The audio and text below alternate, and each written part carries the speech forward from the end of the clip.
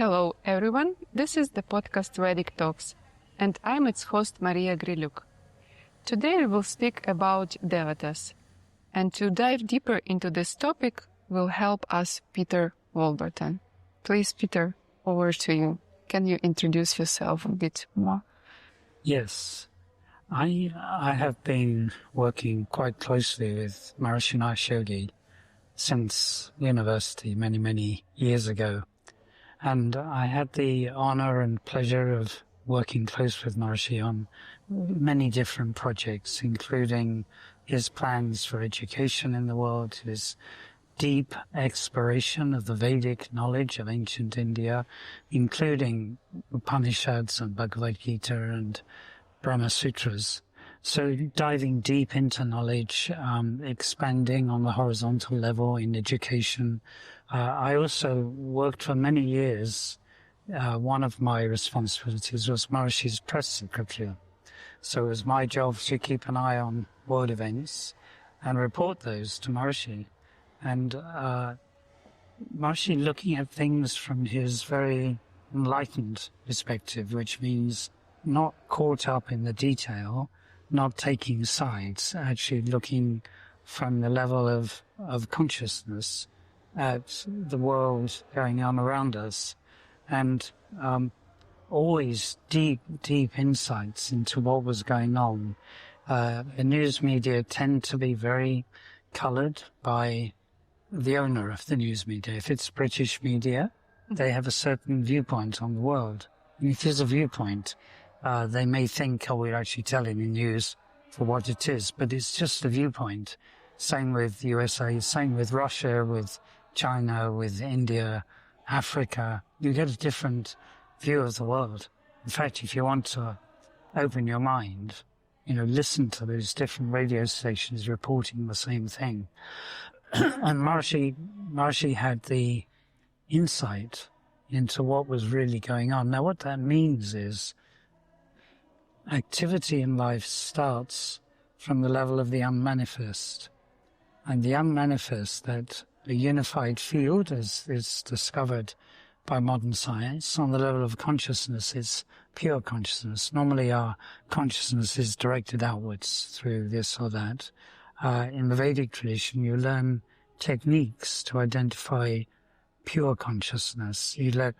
Through Transcendental Meditation, the awareness settles down until one experiences an absolutely settled, fully awake state of consciousness.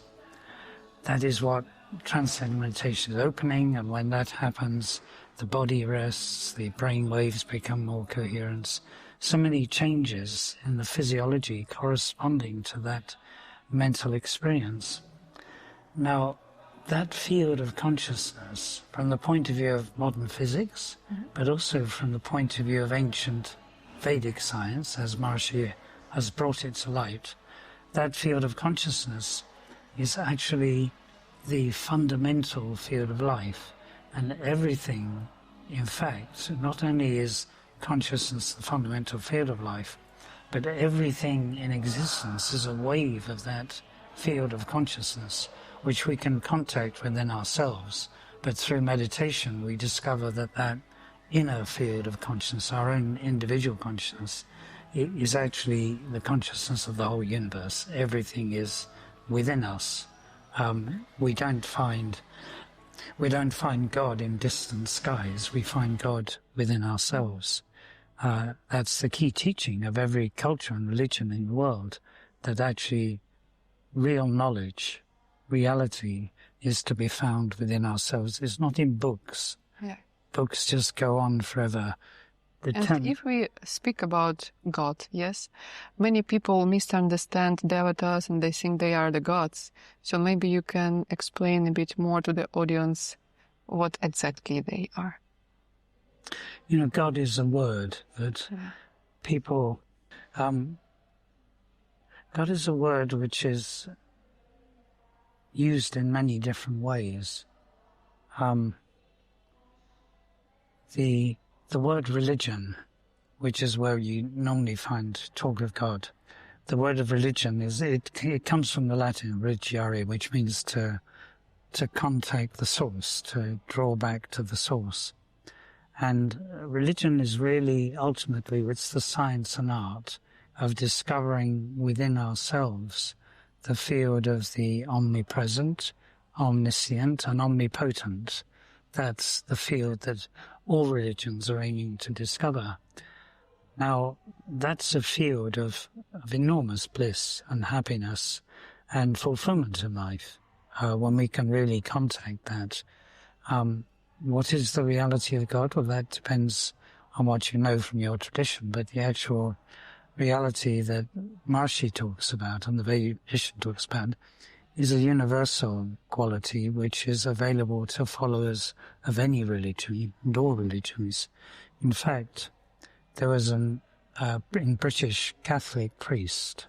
His name was Father Adrian Smith, and he was a missionary priest, but he also learned Transcendental Meditation, and he learned the advanced TM program, including yogic flying. And you'd think, well, is that contradictory to his Catholic missionary status?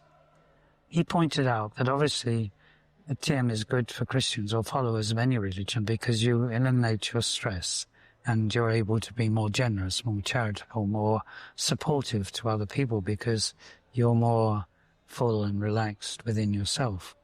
But he said it's much more than that. It's actually and this is a Catholic priest speaking, he wrote a book about it. It is actually the essential practice of every religion. And why? Because when you practice Transcendental Meditation, you use a sound, it's called a mantra, but it doesn't have a meaning associated with it. And that thought gets refined. When you repeat it mentally, one experiences gets quieter and quieter, more and more abstract. Now, when that happens, what is active is the nature of the mind. And what is the nature of the mind? It's to move always towards greater bliss and greater happiness. So the mind spontaneously settles down, because when we go to finer levels of thinking or consciousness, then we experience more bliss. It actually, that feeling of fullness grows within us. From his point of view, what is that? Is the nature of life, is the laws of nature like that. That is the will of God from a religious perspective. It doesn't matter whether you're a Hindu or a Jain or a Parsi or, Islam, whatever religion. Same field, yeah. Whatever religion you're in, it's the experience of the will of God functioning within yourself. And where does that take you? It takes you to the source of thought, the source of all creativity and expression. Because what are we apart from our thinking and our thoughts? Yes, we have a human physiology, but it's consciousness. It's our own awareness from which all our feelings and actions emerge. And that, through meditation, you learn is a universal field of life. And actually, the purpose of religion or of development of consciousness and healthy life, supported life to everyone, religion is like the enshrines the culture of every country in the world. And that's why religions vary from place to place. The geography and climate varies, so the adaptation or the laws that support healthy living are different in different parts of the world, even different parts of the same country. And with that, religions vary, culture varies, and that's the traditional knowledge that is all designed to bring us closer to attunement with the total law of nature. So that's what every religion is essentially doing. It's on that deep scientific level, it's the same goal for religions. Now, one of the phenomena in the modern world is the people, and also the ancient world, if you go back hundreds of years to the Crusades and so on, people are fighting and killing in the name of religion. According to Maharishi, it's never the religions that fight, it's the stress in the individuals. And they find an excuse. If it's not religion, it could be politics, or it could be over money, it could be over agricultural produce. It's the stress that's making people fight. And if we actually really live and experience this essence of all religions, we gain deep coherence and deep rest mentally and physically, and eliminate the stress that causes conflict in the world. If we come back to the question about the Devatas, how they coexist in this field? Yeah, now let's first think what is a Devata. Yes. We have the field of consciousness, or unified field. As you go deeper in meditation, that field of consciousness becomes more and more clear. One is more and more awake. Mm-hmm. And wakefulness, if you think about it, anything you know in life is on the basis of your consciousness. If you want to increase your knowledge, you expand your consciousness, and knowledge expands with consciousness. So meditation takes you to the ultimate level of consciousness, where it's no longer colored in any particular way. It's unbound with universal consciousness. In that state, one is at the basis of the expressions of the laws of nature. The expressions of the laws of nature are the expressions of the will of God, if you call it God. It depends. In modern science, you call it the unified field. So, reaching that base of the expression of the laws, what happens is one becomes awake to the functioning of those laws of nature. And it's those laws of nature which create all aspects of creation. They create your destiny, in a sense. They determine whether the agriculture is successful, whether the crops come on time, whether the rains come on time. They determine your wealth in life, your happiness, your relationships. So every intimate aspect of life is dependent on the function of the laws of nature. Now, in the Vedic tradition, the word for law of nature is Devata. Devata. It's 3 syllables. De-va-ta. The word de is the interaction in a generous way. So dan is a process of a person being charitable. And va means actually it's this or that. So this is the level where the unmanifest gives rise to the manifest, and the manifest rises to the level of the unmanifest. So it's that junction point between the unmanifest pure field of consciousness and all its expressions.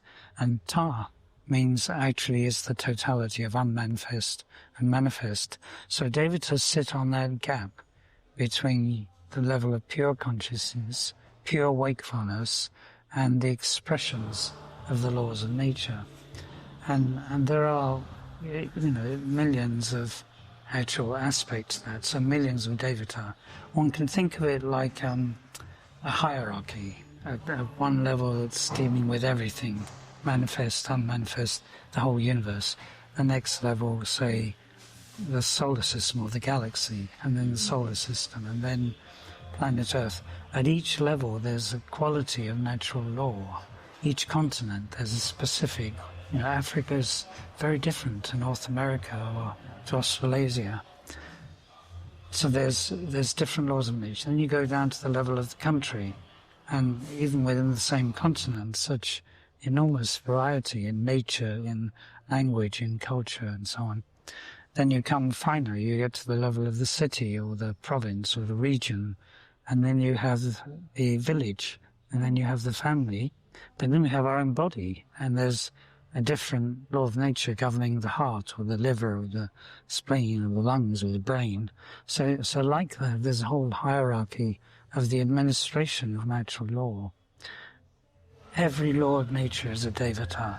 That's the Indian word for it. And can we sense them better when we do TM and TMCD program? Yes, when you transcend, what happens is you become aware this through total wakefulness, which you develop through meditation, through this process of transcending. Then you begin to be aware of these powers of nature. There's one called Mahalakshmi, for example, and that particular natural law is the one that governs abundance. It governs wealth. It governs the crops, the food, the nourishment of life, everything that nourishes life. was another value of natural law called Saraswati, which is the value of knowledge or knowingness. So like that, all these different qualities. Dogamba is the value of the energy which drives the expansion of the universe. So this just another name for things which are coming within the realm or scope of modern science. And in the Indian tradition, they have a whole record dating back. Maharishi says it's eternal.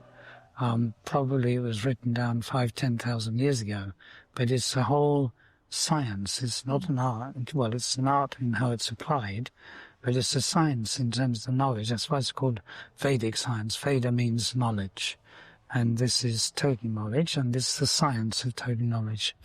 And does it mean that we have like the one picture of, let's say, Mahalakshmi, and she is everywhere, has the same picture? Does it mean that each person can see it the same way, or it's kind of the same qualities, only these qualities which Mahalakshmi has? Well, if we want to get very specific, there's a day in the year when that quality of Mahalakshmi is particularly lively. Maharishi always celebrated that day. How did he celebrate it? Through Vedic recitation, which means Vedic, it means from that level of total knowledge. These are the fundamental primordial sounds of creation. And we recite the ones which enliven the quality of Mahalakshmi.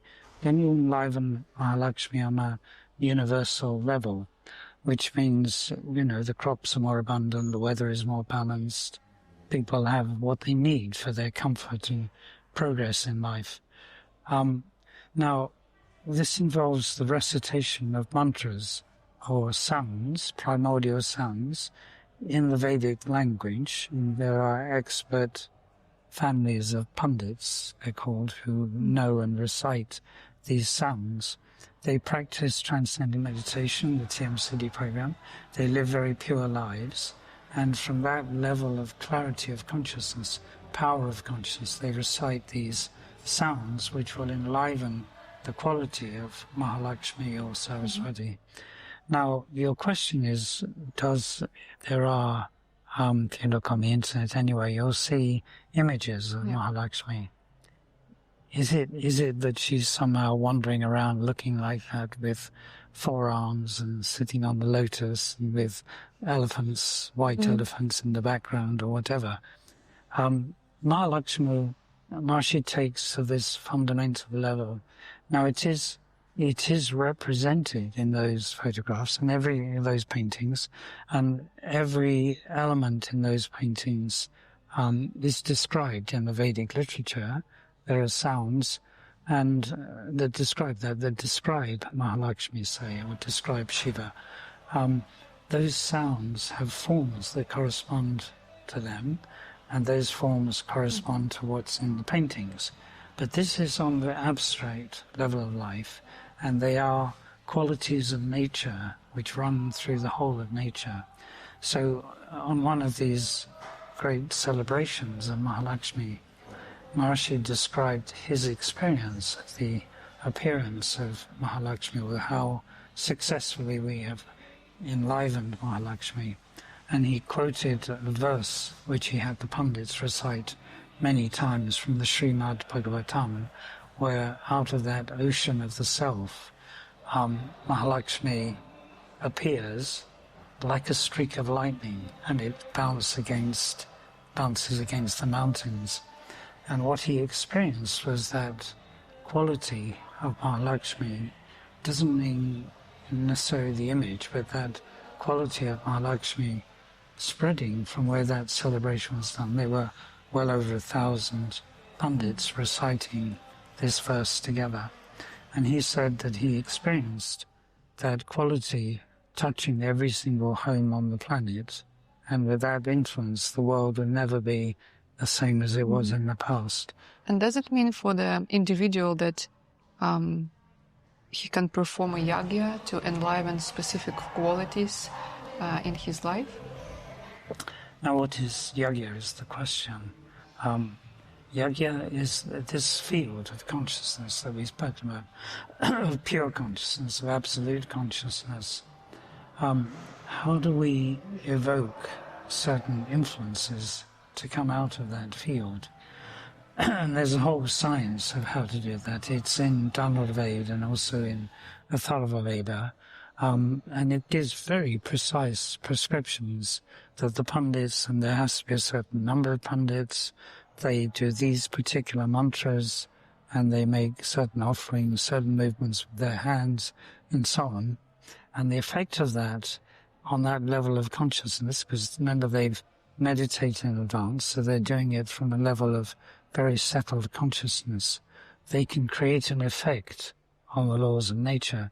So if you have something, this is now the science of Vedic astrology, Jyotish, if the Jyotishi sees that there's something in your astrological chart which indicates, for example, at a certain stage, you kind of read about in the news, somebody lost their home, basically got washed away in a flood.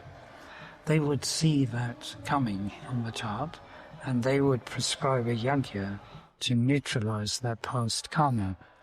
And you may have noticed some other reports in the press, for example, when these wildfires came up in California, there were people who were using this knowledge, they were meditating, and they had a home that was designed to be supported by all the laws of nature. It was orientated in the right way.